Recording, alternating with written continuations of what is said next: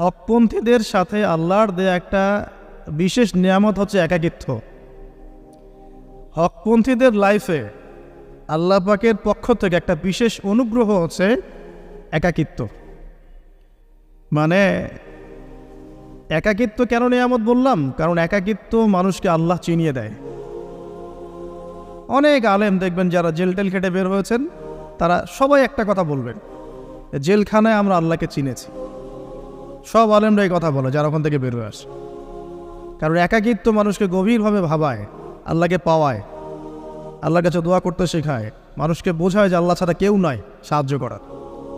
তো যারা হকপন্থী হয় একাকিত্ব তাদের বরণ করতেই হয়। এটা মাথায় রেখে পথ চলতে হবে। ইব্রাহিম আলাইহিস সালাম পথ চলা শুরু করলেন। এবার কি হলো? তিনি কি বাসা থেকে বের হয়ে সেই এলাকা ওই নমরুদের দেশ ছেড়ে চলে গিয়েছিলেন? উত্তর না। প্রথমে তিনি চলে যান নাই। প্রথমে তিনি ওই সমাজেই থেকেছেন, থেকে দাওয়াত দেওয়ার চেষ্টা করেছেন। তিনি ওই সমাজেই থেকেছেন, থেকে দাওয়াত দেওয়ার চেষ্টা করেন, ঠিক মুহাম্মদ সাল্লাল্লাহু আলাইহি ওয়াসাল্লামের মতোই। সমাজের মানুষ যখন নির্যাতন নিপীড়ন করছেন, তিনি কি শুরুতেই সমাজ ছেড়ে বের হয়ে চলে গেছেন? না, 13 বছর দাওয়াত দিয়েছেন। কত বছর? 13 বছর। তো ইব্রাহিম আলাইহিস সালাম সমাজের মানুষকে দাওয়াত দেন। কিভাবে দেন? কোরআনে এভাবে ভাষা আসছে। আমি সূরাগুলোর নাম বলে দিই, আপনারা একটু চেক করে নিয়েন। সূরা আম্বিয়ার মধ্যে আসছে, সূরা সফফাতের মধ্যে আসছে, সূরা আনআমের মধ্যে আসছে। তো তিনি দাওয়াত দেন এভাবে যে ওয়াইজ ক্বালা ইব্রাহিম, যখন ইব্রাহিম বললেন লিআবিহি ওয়া কওমিহি, তার বাবাকে এবং তার কওমকে বললেন, মা হাযিহি তামাসিলুল্লাতী আনতুম লাহা আকিফুন, তোমরা এইসব কি মূর্তির উপাসনা করো, এদের চারপাশে ঘুরতে থাকো, কি সব করো? তো তারা বলে যে নাহনু বাল ওয়াজাদনা আবানা কাযালিকা ইয়াফআলুন, আমরা আমাদের বাপ দাদাদেরকে দেখেছি এইভাবেই করতে। তাদের রেফারেন্স কিন্তু এটাই ছিল। কোনো দালিলিক জ্ঞানতাত্ত্বিক যুক্তি বিজ্ঞান দর্শন এখানে নাই। এখানে কি ফিলোসফিটা কি? বাপ দাদাদেরকে দেখেছি করছে। তো এটা দিয়ে আবার অনেক সময় বাংলাদেশে আবার একটা ট্রেন্ড চালু করা হয়েছে যে তোমরা দীর্ঘদিন 1200 বছর থেকে যে ইসলামটা ফলো করে আসছো ওটা ভুয়া, আমরা যেটা নতুন মডারেশন দিচ্ছি এটাই সঠিক। এই দলিল সেম না। এখানে অমুসলিমদেরকে দাওয়াত দেওয়া হচ্ছে। অমুসলিমরা বলছে যে আমরা বাপ দাদাদেরকে দেখেছি যে তারা এইভাবেই মূর্তি পূজা করতো, আমরা তাই করি। এটার সাথে কি হানাফি মাযহাবকে মিলাবেন আপনি? হ্যাঁ, হানাফি মাযহাব বাপ দাদা থেকে চলে আসে, ভুয়া, নতুন যেটা দিচ্ছি এটাই সঠিক। আস্তাগফিরুল্লাহ। তো আমরা হাত চেঞ্জ করাটাকে এখন মনে করি হিন্দু থেকে মুসলমান হইলাম মনে হয়। হাত বদল করাটাকে মনে হয় যে হিন্দু থেকে মুসলমান হয়েছি মনে হয়। গভীরে ঢোকেন, ওলামায়ে কেরামদের মানে দার্সে গিয়ে বসে গভীরে ঢুকলে বুঝতে পারবেন যে ইসলামিক স্কুল অফ থটগুলা প্রত্যেকটারই ভিত্তি আছে। এগুলোর গভীর শেকড় আছে, ভিত্তি আছে। আল্লাহ, রাসূল এবং রাসূলের সাহাবীগণ, এই তিনটাকেই মানতে হবে। আপনি যদি বলেন যে আমি সাহাবীদেরকে মানি না, খালি আল্লাহ এবং রসুলকে মানি, তাহলে আল্লাহকে রসুলকে মানতে পারবেন না। সাহাবীদের অনুসরণ না করলে রসুলকে ফলো করতে পারবেন না। তো ওইটা আজকের ইস্যু না, এটা ফিকহি অনেক ব্যাপার, গভীর ব্যাপার, এটা অন্যদের কথা হবে। এই দলিল কিন্তু সেম করা যাবে না। আবার যে আমরা বাপ দাদা থেকে দেখে আসছি তোমরা নামাজ এইভাবে পড়ো, এই নামাজ ওই দলিল চলবে না, আমারটা ঠিক, এটা ঠিক না। নামাজ যেটা পড়ে আসে তারা এটা ঠিক আছে, এর প্রত্যেকটা দলিলের মধ্যে অথেন্টিসিটি আছে। এরকম করে সমাজে ফিতনা ছড়ানো ঠিক হবে না, বিভ্রান্তি ছড়ানো ঠিক হবে না। এখন আসলে ইব্রাহিম আলাইহিস সালামকে কি আনসার দিচ্ছেন? আমরা আমাদের পিতা মাতাদেরকে দেখেছি, বাপ দাদাকে দেখেছি এরকম তাওয়াফ করতে, মূর্তির চারপাশে পূজা করতে, নজর দিতে। তো ইব্রাহিম আলাইহিস সালাম বলছেন যে হাল ইয়াসমাউনাকুম, এই মূর্তিগুলো কি তোমাদেরকে শুনতে পারে? ইস্তাদউন, যখন তোমরা একে ডাকো। হাল ইয়ানফাউনাকুম, তোমাদের কোনো উপকার আসতে পারে? আও ইয়াদুররুকুম, তোমাদের কোনো ক্ষতি করতে পারে? তার দলিলগুলো কিন্তু অকাট্য। ইব্রাহিম আলাইহিস সালামের দলিলগুলো কিন্তু এখানে, যুক্তিগুলো কিন্তু অকাট্য। আসলে কি সে শুনতে পারে? আসলে কি সে দেখতে পারে? আসলে কি সে তোমার উপকার করতে পারে? তাদের কিন্তু কিছু বলার নাই এখানে। তারা বলছে বাল ওয়াজাদনা আবানা কাযালিকা ইয়াফআলুন, আমাদের পিতা মাতা বাপ দাদাদেরকে দেখেছি এইভাবেই করতে। ইব্রাহিম আলাইহিস সালাম বলছেন যে ইন্নাকুম আনতুম লাফি দালালিম মুবিন, তোমরা তো সুস্পষ্ট বিভ্রান্তির মধ্যে আছো। তাহলে তো এরকম আরও অনেক আয়াত আছে। ওয়াইন্না মিন শিআতিহি ইলা ইব্রাহিম, ইয জাআ রাব্বাহু বিকলবিন সালিম ইয ক্বালা লিআবিহি ওয়া কওমিহি মাযা তা'বুদুন, তোমরা কিসের ইবাদত করো? আইফকান আলিহাতান দুনাল্লাহি তুরিদুন, তোমরা কি আল্লাহ সম্পর্কে মিথ্যা মিথ্যা মিথ্যা আরোপ করতে চাচ্ছ? ফামা যন্নুকুম বিরাব্বিল আলামিন, আল্লাহ রাব্বুল আলামিন সম্পর্কে তোমাদের কি ধারণা? এভাবে তিনি তার কওমকে দাওয়াত দিতে লাগলেন। কিন্তু তাদের কওমের দলিল একটাই ছিল, বাপ দাদাদেরকে দেখেছি এভাবে মূর্তি পূজা করতে, তাই করে। সনাতন, এটা ছিল কি সনাতন থটস। অথচ সর্বপ্রথম এটা শুরু হয় কোন নবীর আমল থেকে? নূহ আলাইহিস সালাম। নূহ আলাইহিস সালামের যুগের মানুষ সর্বপ্রথম এই মূর্তি পূজা শিরক করেছে। এর আগে মূর্তি পূজা ওয়ার্ল্ডে ছিল না, নূহ আলাইহিস সালামের যুগ থেকে শুরু হয়েছে। তাহলে এটাকে আমরা সর্বোচ্চ পর্যায়ে সনাতন বলতে পারি না। তারও আগে যে সময় চলে গেছে, ওই সময় মানুষ তাওহীদপন্থী ছিল। আদম আলাইহিস সালামের যুগে তখন মানুষ এই কাজ করতো না। শুরুটা কেমন করে হলো? ভালো উদ্দেশ্যেই শুরু হয়েছিল, ভালো মনে করে। কেমন? যে মানুষ এরকম চিন্তা করে নিয়েছিল যে এই মানুষগুলো লাত, উজ্জা, হবল, ইয়াগুথ, ইয়াউক, নসর, ইয়াগুথ, ইয়াউক, নসর, এই ভালো মানুষগুলো আল্লাহর খুব নেককার বান্দা ছিলেন। তাদের স্ট্যাচু তৈরি করা যায়, তৈরি করলে কি হবে? এগুলোকে দেখলে আমাদের আগ্রহ জন্মাবে ইবাদত করার ব্যাপারে। এটা ছিল ওদের থটস। শয়তান এভাবেই তাদেরকে ইনফ্লুয়েন্স করেছিল আর কি। তারা তাই করলো। এই জেনারেশনটা যখন মারা গেল, পরের জেনারেশন যখন আসলো, তখন শয়তান ওদেরকে বোঝালো, ধরেন 100-200 বছর পরে বোঝালো যে ওরা খুব ভালো মানুষ ছিল, ওদের মূর্তিকে মসজিদের বাইরে না রেখে ভিতরে ঢুকিয়ে ফেলো। তাদেরকে সেজদা করতে হবে না, ভিতরে ঢুকিয়ে ফেলো, ইবাদতে মনোযোগ আসবে। পরের জেনারেশন এই কাজটাই করলো। থার্ড জেনারেশনকে শয়তান বোঝালো যে সরাসরি ওদের কাছে চাইলেই হবে, তারা আল্লাহ পাকের অনেক আনুগত্যপ্রাপ্ত, নৈকট্যপ্রাপ্ত বান্দা। সরাসরি তাদের কাছে চাইলেই হবে, আল্লাহর কাছে চাওয়া এখানে চাওয়া একই কথা, ওখানে সেজদা করা এখানে সেজদা করা একই কথা। এখান থেকে শুরু হলো সরাসরি স্ট্যাচু ওয়ার্শিপ। সরাসরি স্ট্যাচু ওয়ার্শিপিং এখান থেকে শুরু হয়েছে। তো আমরা আমাদের হিন্দু ভাই বোন যারা আছেন, আমাদের আশপাশে অমুসলিম ভাই বোন, তাদের প্রতি সম্মান রেখেই এই হিস্ট্রিগুলো পড়তে বলবো আর কি, এবং যুক্তি দর্শনগুলো খুঁজতে বলবো। আসলে কি তারা শুনতে পায়? আসলে কি সে আমার কোনো উপকার করতে পারে? আসলে কি সে আমার কোনো ক্ষতি করতে পারে?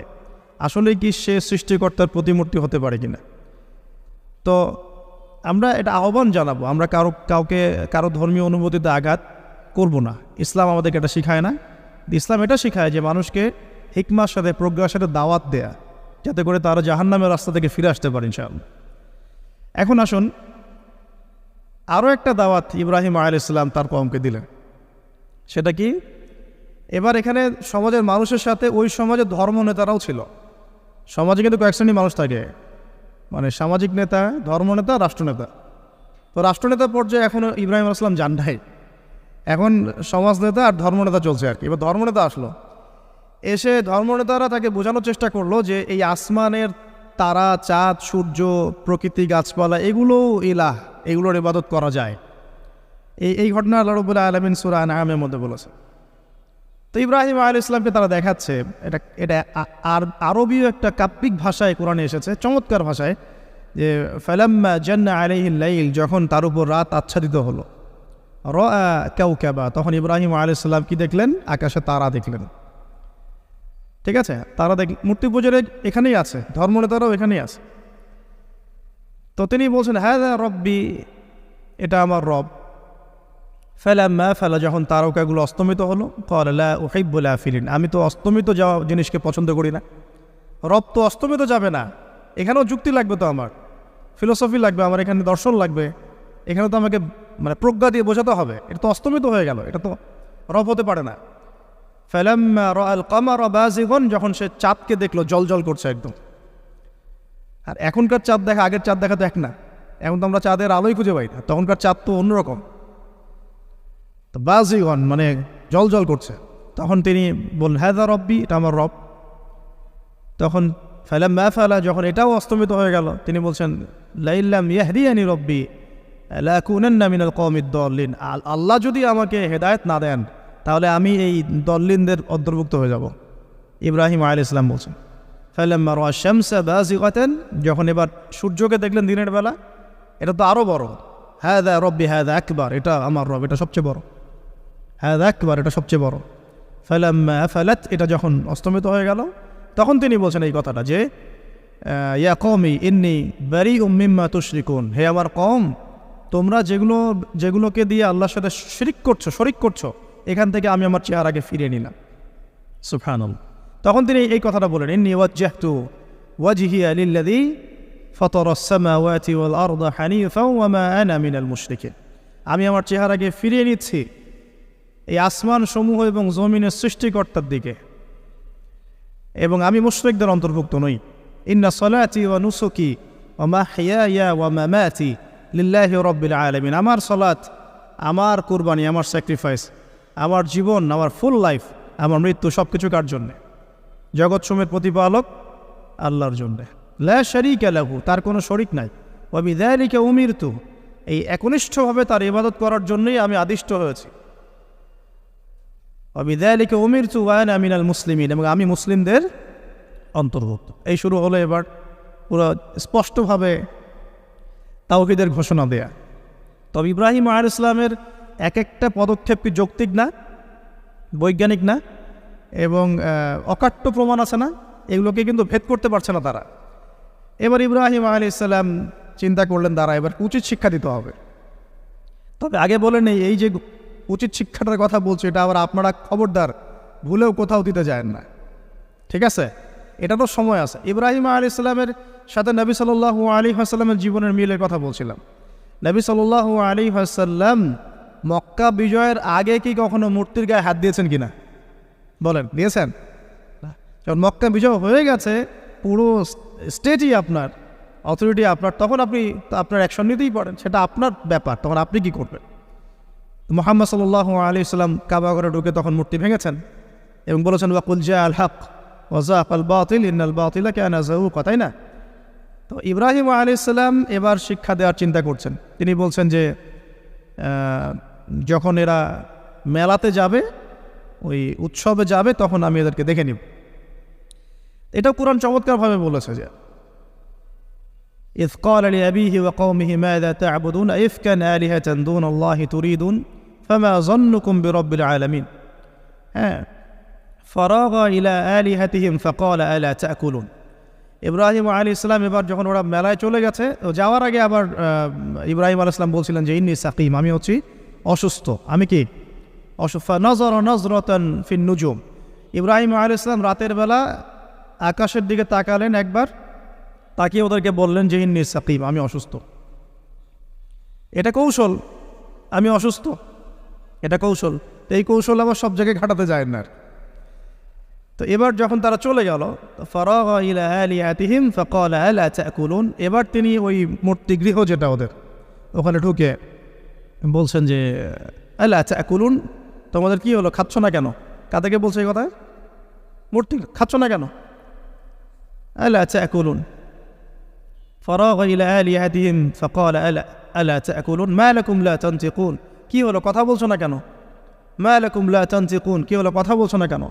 এবার ফারাগা আলাইহিম দরবাম বিল ইয়ামিন, এবার ইয়ামিন মানে ডান হাত, ডানাতে যা পেয়েছিলেন আর কি, তা দিয়ে সবগুলোকে ভেঙে চুরমার করে ফেলছে। ব্যাস, এবার ওরা যখন আসলো এসে বলছে যে আনতা ফাআলতা হাযা বিআলিহাতিনা ইয়া ইব্রাহিম, হে ইব্রাহিম, তুমি কি আমাদের উপাস্যদের সাথে এই কাজ করেছো? ইব্রাহিম বলছেন লা, না, বাল লা আসলে কোরআনে নাই, আমি নিজের মতো করে বললাম আরবি বলতে বলতে। বাল ফাআলাহু কাবীরুহুম হাযা, বরং এই বড়টা এই কাজ করছে, এর মধ্যে সবচেয়ে বড় যেটা আছে এই ব্যাটার কাজ, আমি করি নাই, আমি তো করি নাই। তখন ওরা তো এটা তো হতভম্ব হয়ে গেল, যে সে বলছে যে তুমি তো জানো, তুমি তো খুব ভালো করেই জানো যে তারা কথা বলতে পারে না, নড়াচড়া করতে পারে না, কিছুই করতে পারে না। তখন তিনি বললেন, তাহলে তোমরা কেন এমন ইলাহের উপাসনা করো যে কথাও বলতে পারে না, শুনতেও পারে না, দেখতেও পারে না, তোমার উপকারও করতে পারে না, ক্ষতিও করতে পারে না? কিন্তু এবারও কিন্তু যুক্তি নাই, কোনো তাদের কাছে কোনো দলিল নাই, কোনো প্রমাণ নাই, কোনো যুক্তি দর্শন কিচ্ছু নাই। এবার শুরু হলো জুলুম। জালেমের কাজ কি? যুক্তি, জ্ঞান, দর্শন, বিজ্ঞান এগুলো দিয়ে যখন পরাস্ত, এগুলো দিয়ে পারছি না, এবার পেশি শক্তি, এবার কি পেশি শক্তি, ব্যাস এবার পেশি শক্তি। ইব্রাহিম আলাইহিস সালামকে নিয়ে যাওয়া হচ্ছে নমরুদের দরবারে। এবার চলো, এবার তোমার আজকে খবর আছে। এবার পুরো রিমান্ড হবে 7 দিনের। একদিন রিমান্ড হলেই অবস্থা খারাপ হয়ে যাওয়ার কথা। তো ইব্রাহিম আলাইহিস সালামকে এবার নিয়ে যাচ্ছে ধরেন নমরুদের কাছে। কি যে হবে আল্লাহ ভালো জানে। ইব্রাহিম আলাইহিস সালাম যখন যাচ্ছেন তখন কি তিনি জানতেন যে আল্লাহ পাক তাকে আগুন থেকে বাঁচাবেন? এই ঘটনা যে ঘটবে তিনি কি জানতেন? আচ্ছা, আমরা না হয় জানি যে এমনটা হয়েছিল। ইব্রাহিম আলাইহিস সালাম ওই সময় তো আর জানতেন না যে কি হতে যাচ্ছে। তার মানে তার ওই সময় তার ইমানের তেজ, তার স্থিরতা, ইস্তেকামা এবং তাওয়াক্কুল কত বেশি ছিল। তাকে নিয়ে যাওয়া হচ্ছে এবারে নমরুদের সামনে দাঁড় করিয়ে। নমরুদ এবার একটু মজা নিয়ে জিজ্ঞাসা করলো যে কে তোমার রব? ওই কবরের প্রশ্ন করার মতো, মান রব্বুক, তোমার রব কে? তো ইব্রাহিম আলাইহিস সালাম বলছে রব্বি আল্লাযী ইউহয়ী ওয়া ইউমীত, আমার রব তিনি যিনি জীবন দেন মৃত্যুও দেন। এবার নমরুদ বলছে ক্বালা আনা উহয়ী ওয়া উমীত, আমি তো জীবন দিই আর মৃত্যু দেই। কীভাবে? একজন এই যাবজ্জীবনপ্রাপ্ত আসামিকে ডেকে নিয়ে ছেড়ে দিল, দিয়ে বললো যে জীবন দিলাম।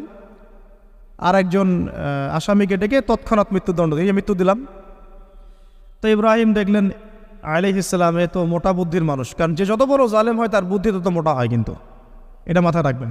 ফেরাউনের মতো জুলুম মানুষের বুদ্ধি লোপ করে দেয়, আর শিরক মানুষের মধ্যে ভয় সঞ্চার করে। যখন আপনি শিরক করতে থাকবেন মনে খুব ভয় কাজ করবে। এবং মুশরিক বাহিনী কখনো ইসলামের বিজয় লাভ করতে পারে নাই। যে মুসলিম সেনাবাহিনীর মধ্যেও শিরক ছিল না, ওরা যুদ্ধের মাঠে পরাজিত হয়ে গেছে। ইতিহাস ঘাটবেন, মুসলিম যে সেনাবাহিনীর মধ্যে শিরক ছিল ওই সেনাবাহিনী পরাজিত হয়ে গেছে। আবার অল্প গুটি কয়েক সেনাবাহিনী তারা তাওহীদপন্থী ছিল, তারা জয়লাভ করেছে। ইতিহাস ঘেটে দেখবেন। তো জুলুম কি করে বুদ্ধি লোপ পায়? নমরুদের বুদ্ধি লোপ পেয়ে গেল। তো ইব্রাহিম আলাইহিস সালাম বলছেন রব্বি আল্লাযী ইউহয়ী ওয়া ইউমীত, এ তো এটা বুঝলো না। তাহলে ইন্নাল্লাহা তাআলা ইন্নাল্লাহা ইয়াতি বিশ-শামসি মিনাল মাশরিক ফাতি বিহা মিনাল মাগরিব।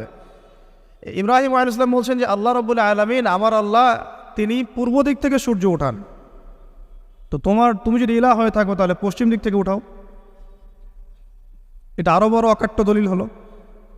তার অবস্থাটা আল্লাহ ব্যাখ্যা করছেন এভাবে। আল্লাহ বলছেন ফাবুহিতাল্লাযী কাফার, কাফের একদম হতভম্ব হয়ে গেল। একদম হতভম্ব হয়তো লাভ নাই, পেশি শক্তি আছে আমার। তোমার যুক্তি, বিজ্ঞান, দর্শন, থিওরি তো আমার দরকার নাই। তোমার দিনের জ্ঞানের এলিমেন্ট তোমার দরকার নাই। তোমার ওয়াজ নসিহতের আমার দরকার নাই। আমার কাছে কি আছে? পেশি শক্তি আছে। পিঠায় সব সিধা করে ফেলাবে একেবারে। ব্যাস ইব্রাহিম আলাইহিস সালামের জন্য বলছে ফাল হাররিকুহু ওয়ানসুরু আলিহাতাকুম, একে জ্বালায় দাও, পুরায় দাও, একে জ্বালায় পুরায় দাও, তোমাদের ইলাহদেরকে সাহায্য করো। আল্লাহ পাক অন্য জায়গায় বলছেন যে ফাআরাদু বিহি কাইদান ফাজআলনাহুমুল আসফালিন, তারা ইব্রাহিম আলাইহিস সালামকে নিয়ে একটা বিশেষ বড় একটা কৌশল করলো। এই কৌশলটা কি ছিল? তাকে অগ্নিকুণ্ডের মধ্যে ফেলে দেওয়ার একটা চেষ্টা করলো, আগুন জ্বালিয়ে রাখলো। বলা হয় 40 দিন, এগুলো হিস্ট্রি বা তাফসীরগুলোতে আসছে। আমি just Quran text to the point বলছি। তো আগুন দাউ দাউ করে জ্বলতে লাগলো। ওই ব্যাবিলন, ওখানকার সব মানুষ দেখছে বিষয়টা। তো ইব্রাহিম আলাইহিস সালামকে ফেলে দেওয়া হবে। দেখেন, যখন ফেলে দেওয়া হবে তখন কি ইব্রাহিম জানতেন যে তিনি আগুনে পড়বেন না? তিনি তাহলে প্রস্তুত ছিলেন। তিনি তখন জীবন দেওয়ার জন্য প্রস্তুত ছিলেন। ঠিক আছে, এখন তাকে ফেলে দেওয়া হচ্ছে। ঠিক ওই সময়ে জিবরাইল আলাইহিস সালামের আগমন। সুবহানাল্লাহ। তিনি এসে বলছিলেন যে আমার কাছে কোনো হাজত আছে নাকি আপনার? তখনও ইব্রাহিম আলাইহিস সালাম বলেছেন আপনার কাছে আমার কোনো হাজত নাই। হাসবি আল্লাহ ওয়া নি'মাল ওয়াকিল, এই যে কথাটা আমরা বলি, হাসবুনাল্লাহ ওয়া নি'মাল ওয়াকিল, হাসবি আল্লাহ ওয়া নি'মাল ওয়াকিল। ইব্রাহিম আলাইহিস সালাম বললেন আল্লাহই আমার জন্য যথেষ্ট এবং তিনিই আমার উত্তম কর্মবিধায়ক। ব্যাস, এরকম মোমেন্টে বান্দা যখন আল্লাহকে এভাবে চাবে, আল্লাহ রাব্বুল আলামিন না এসে পারবেন? কখনই পারবেন ইনশাআল্লাহ তাআলা। তখন আল্লাহ রাব্বুল আলামিনের আদেশ চলে আসলো, ইয়া নার, হে আগুন, কুনি বারদান ওয়া সালামান আলা ইব্রাহিম, ইব্রাহিমের জন্য ঠান্ডা হয়ে যাও, শীতল ঠান্ডা হও। মানে খুব শীতল না, আবার আরামদায়ক শীতল ঠান্ডা হয়ে যাও। সুবহানাল্লাহ।